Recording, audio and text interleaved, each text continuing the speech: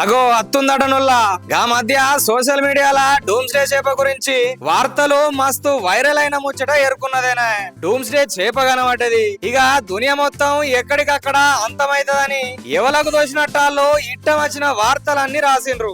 నిజం చెప్పాలంటే ఈ చేపలు కనబడితే భూకంపాల సొంటి అత్తయ్యని గా జపాన్ దేశపోళ్ళు గట్టిగా నమ్ముతారు. మరి ఎందుకు అంతగానం గట్టిగా నమ్ముతారంటే దానికి కూడా ఒక కారణం ఉన్నది. గా మధ్య 2011 జపాన్ లా భూకంపం వచ్చినప్పుడు ఆ దేశపు సముద్ర తీరాన డజన్ల కొద్ది గిసొంటి చేపలే కనబడ్డాయట. ఇక అందుకే ఇవి కనబడ్డాయంటే ఆపద తప్పదని జపాన్ వాళ్ళు అంటుండ్రు.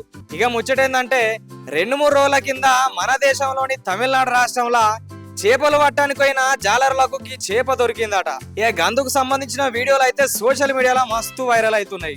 ఈ వీడియో బయటకు వచ్చిన సంది మన దేశానికి ఏదో ఆపద రాబోతుందని అందరూ మస్తు ఆందోళన పడుతుండ్రులా.